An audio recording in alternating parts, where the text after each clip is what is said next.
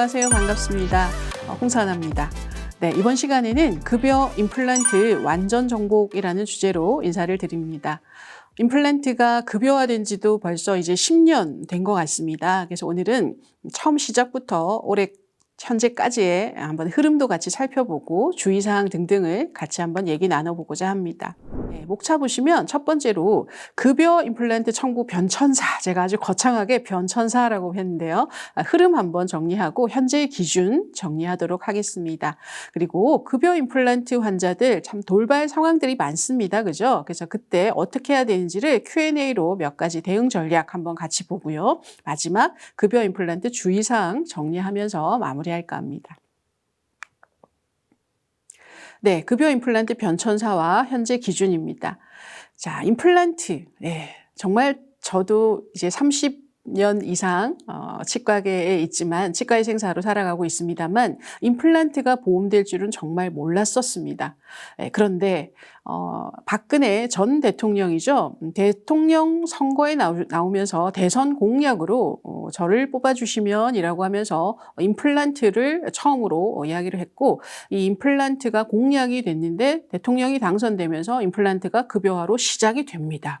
네, 그 시작은 2014년 7월 1일이었습니다. 네. 일단 대선 후보 당시에는 65세 이상 어르신들에게 임플란트를 보험 적용하겠다라고만 했었습니다.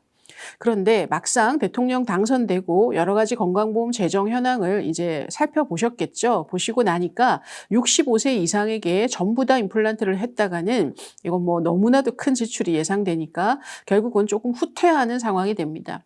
네, 그래서 처음에 우리 대한치과의사협회를 비롯하여 정말 많은 치과계 인사들이 반대했음에도 일단 2014년 7월부터 만 75세 이상 급여화로 시작을 합니다. 네, 그리고 본인 부담금은 50%였습니다. 절반 내십시오. 절반은 지원합니다. 자, 그리고요. 일단은 식사를 하시는 것이 더 중요하니까 구치부에 하나여만 인정하겠습니다라고 제약을 하게 되는 것이죠.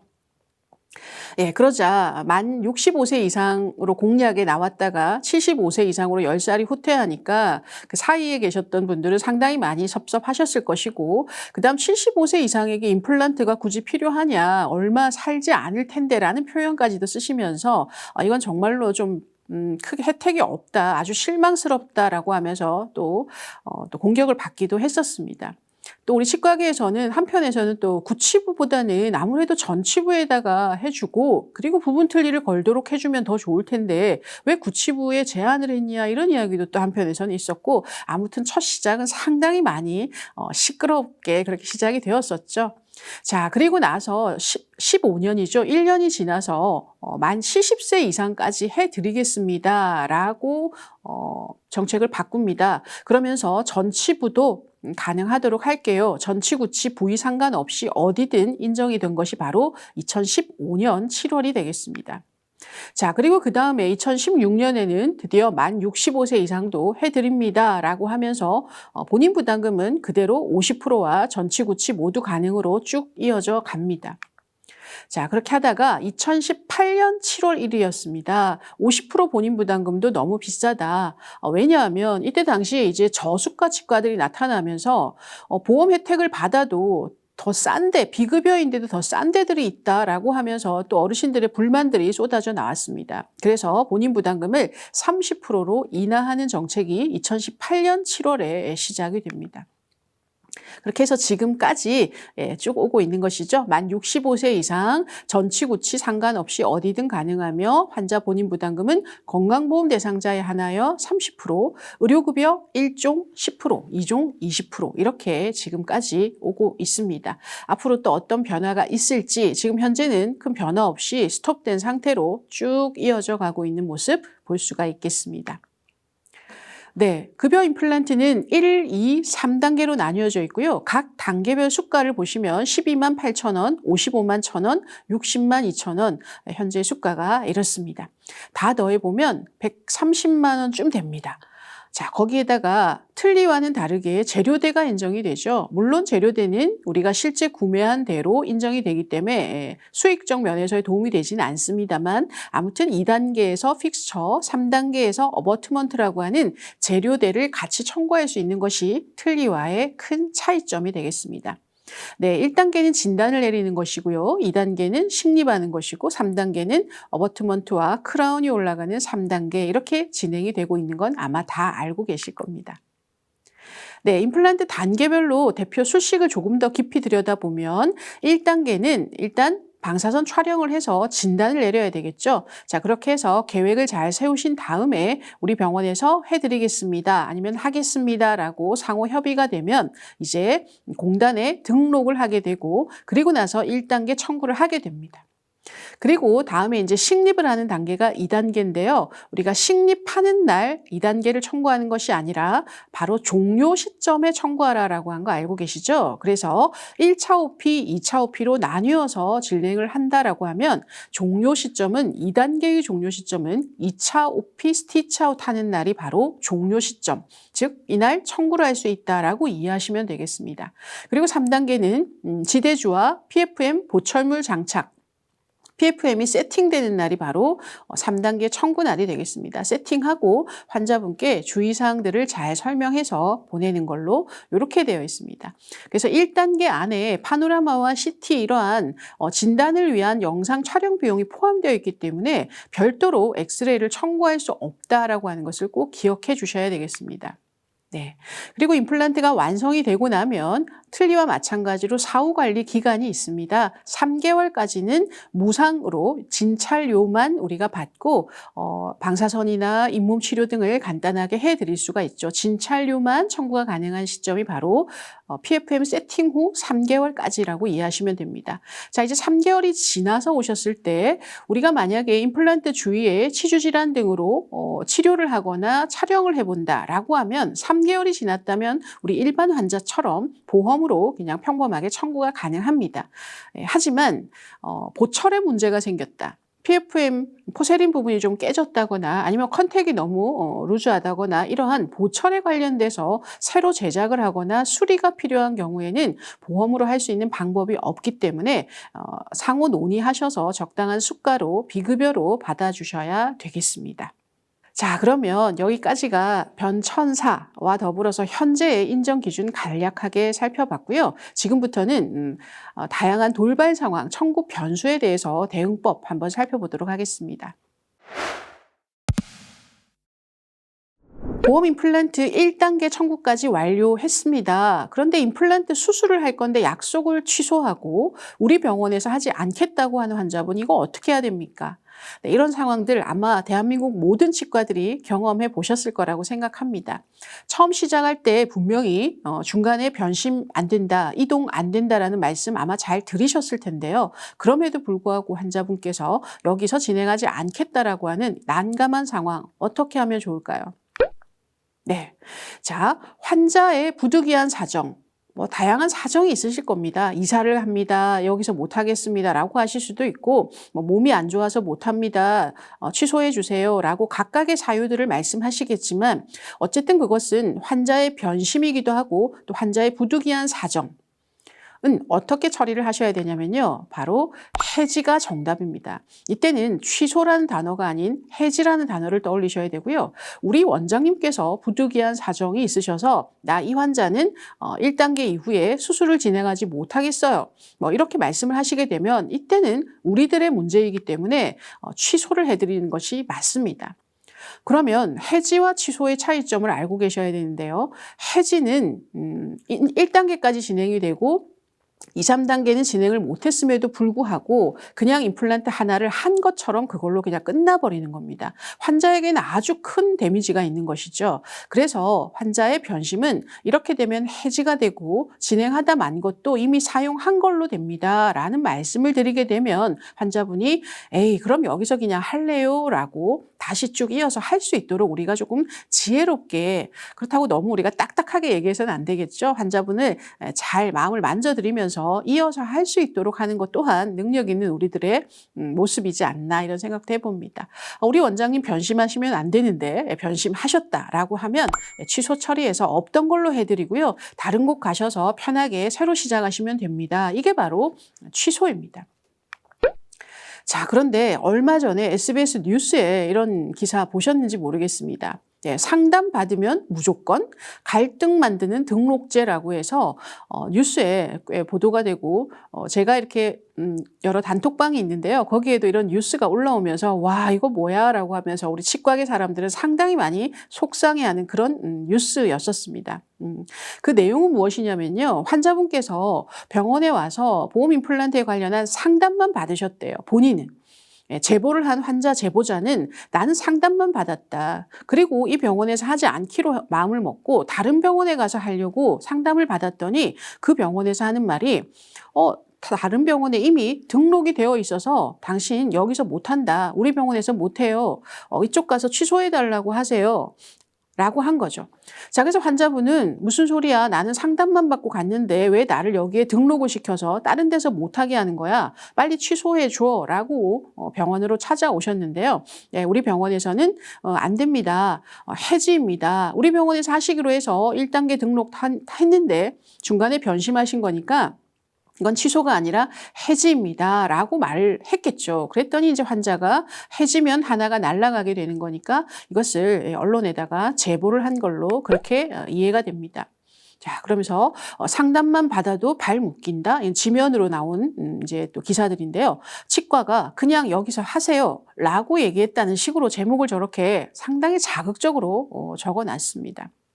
아주 예전부터 우리가 급여 임플란트가 시작될 때부터 여러 가지 돌발 상황들이 많이 생길 거고 심한 컴플레인으로 유도될 것을 예측을 했었습니다만, 아무튼 우리가 조금 상담이 모자랐거나 설명이 부족해서 환자 이해를 좀 못 시켰거나 아니면 환자분이 전혀 딴 말씀하시거나 이유가 분명히 있을 것입니다만, 공단은 이때 제가 빨간 박스를 한번 봐주시면요. 건보공단은 이런 문제를 인지하고 있다며 정식으로 시술을 등록하기 전에 상담 내용을 충분히 인지했다는 확인서를 먼저 받도록 제도를 개선하겠다라는 이야기를 공단에서 인터뷰를 또 합니다. 네, 결국 느낌은 우리에게 또 뭔가 행정적인 숙제가 하나 더 던져질 것 같은 생각인데요. 행정적 숙제가 던져지기 전이라도 우리들은 늘 환자에게 이제 여기서 하시는 걸로 결정이 났고 저희 등록합니다. 이젠 변심할 수가 없습니다라는 것들을 명확하게 설명하고 사인을 좀 받아놓는 노력들이 필요하다라는 생각도 한번 해봅니다. 자, 무치아 환자 비보험으로 임플란트를 2개를 심었습니다. 네, 맞습니다. 그런데 보철 세팅 후 3개월이 지나야만 틀니를 할 수 있죠? 라는 질문이 정말 많이들 올라옵니다. 네, 우리가 보통은 임플란트를 심고 보철이 올라가고 3개월이 지나야 뭐 자연치에 준용해서 뭘 할 수 있다, 이런 것들이 우리들의 뇌리에 박혀 있다 보니까 여기서도 거기에 대응해서 생각을 하시는 분들이 많으신데요. 그렇지 않습니다. 3개월이 경과되지 않아도 이때는 바로 틀니를 1단계부터 진행할 수가 있으니까요. 보철 세팅 3단계 청구하시는 날 틀니 1단계 또는 뽕까지 떴다면 2단계까지도 같이 진행이 가능합니다.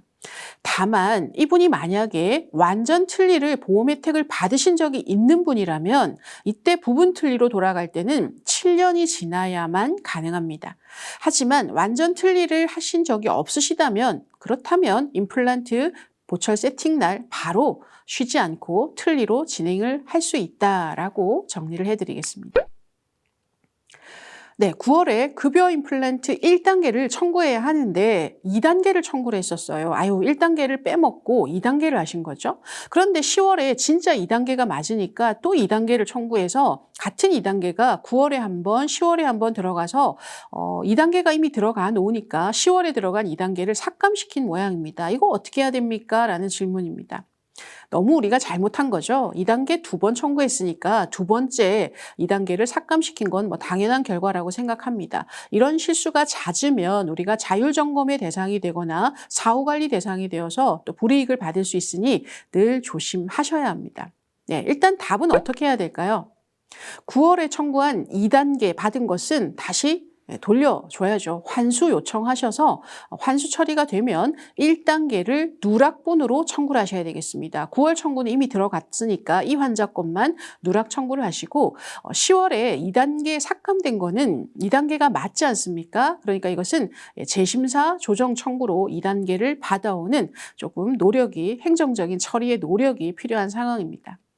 자, 그러면 이러한 실수를 하지 않으시려면요. 이렇게 우리 원클릭 안에 들어가시면 급여 틀니 임플란트를 한눈에 어떤 환자들이 몇 단계까지 진행되었는지를 한눈에 일목요연하게 볼 수 있는 이러한 기능들이 들어 있습니다. 보시면 뭐 파란색으로 표현된 것도 있고 밑줄이 끄어지어 있는 것도 볼 수가 있는데요. 어떤 내용들이냐면 뭐 중복으로 청구했다거나 아니면 재료가 누락이 되었다거나 아니면 뭐 뭔가가 맞지 않을 때 이렇게 색깔로서 우리에게 표현을 해주고 있습니다. 이런 것들을 항상 좀 들어가서 보시면서 오류가 없는 청구를 할 수 있도록 주의를 기울여 주셔야 될 것 같습니다. 다음입니다. 타치과에서 보험 임플란트 한 치아 상태가 좋지 않아서 제거 후에 보험으로 다시 식립을 하기로 우리 병원에서 상담을 했는데 같은 치아라서 이게 지금 등록이 안 되는데 어떻게 하면 좋을까요? 라는 질문입니다. 네, 다른 병원에서 16번을 보험 임플란트를 하셨어요. 완성까지를 만약에 다 하셨는데 우리 병원에서는 이거 안 좋아서 빼고 다시 임플란트 하나가 남아있는 걸 여기서 합시다 라고 만약에 한다면 치식이 같다 보니까 등록에서 뭔가 문제가 발생을 할 것 같습니다. 자, 그렇다면 3단계까지 완료가 된 상태에서 좋지 않아서 제거하는 경우라면 이때는 신규로 다시 동일 치식이지만 신청이 가능합니다. 하지만 전산상에서 온라인상에선 바로 접수가 안 된다, 등록이 안 된다라고 하면 공단에 일단 이 상황을 전화를 하시고요. 그리고 나서 수기로 등록 신청서를 작성해서 팩스로 넣게 되면 처리가 가능합니다. 그러니까 큰 걱정하지 않으셔도 가능하겠습니다. 자, 이번엔 하악에 발치할 치아가 2개가 있는데 보험 임플란트 식립 후에 발치를 하면 임플란트 가능할까요? 네, 살짝 틈새 공략으로 지금 접근하시는 질문인데요. 하악의 치아가 2개가 있다는 거죠. 자, 예를 들어서 이 파노라마 한번 보시면 하악의 치아가 2개가 있습니다. 근데 2개 다 발치를 할 겁니다. 그런데 무치악이 돼버리면 보험 임플란트를 할 수가 없으니까 발치를 하기 전에 반대쪽에 임플란트를 먼저 심고 심은 이후에 발치를 하면 괜찮죠? 라는 질문이신 거거든요. 자, 이거 어떻게 생각하십니까? 이건 순서를 바꾸어서 무치악이 되기 전에 심어놓고 빼야지라고 하는 우리의 조금 얄팍한 생각이지 않습니까? 이것은 당연히 되지 않는다라고 말씀을 드립니다. 치료 계획상에 발치 계획이야 3번, 4번 발치 예정인데 임플란트도 할 거야 라고 계획상에 만약에 플랜이 이미 잡혀 있는 환자라면 절대로 이렇게 하시면 안 되고요. 이건 살려서 임플란트 심어놓고 같이 가려고 했는데 하다 보니 예후가 안 좋아져서 어쩔 수 없이 빼기로 결정을 했다라고 하면 그런 내용들이 차트에 만약에 기재가 되어 있다.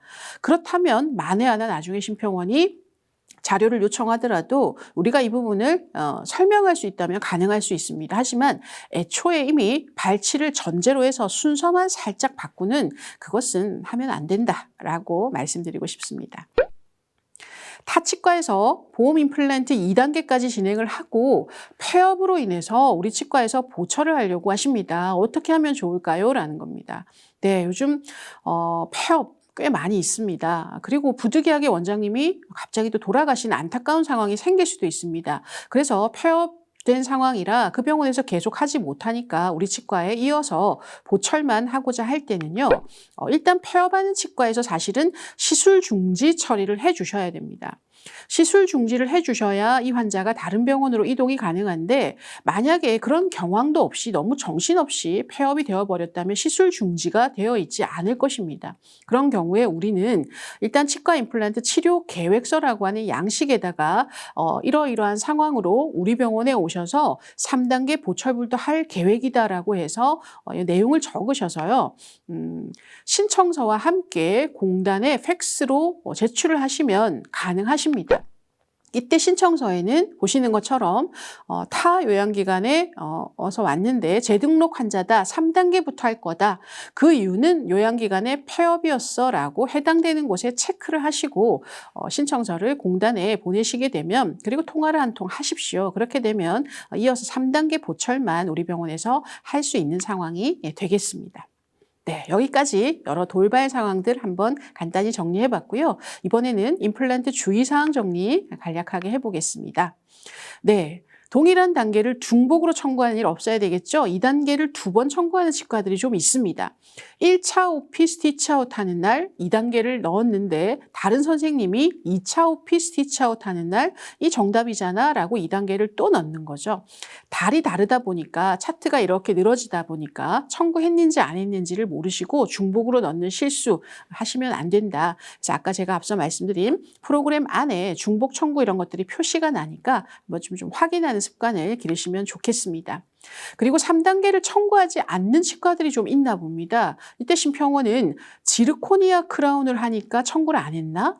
아니면 오버덴처용으로 심었구나 라는 생각들을 하게 됩니다. 그래서 이게 나중에 자율점검의 대상이 될 수 있으니까 3단계가 청구되지 않는 그런 일이 없도록 늘 주의를 기울이셔야 되겠습니다.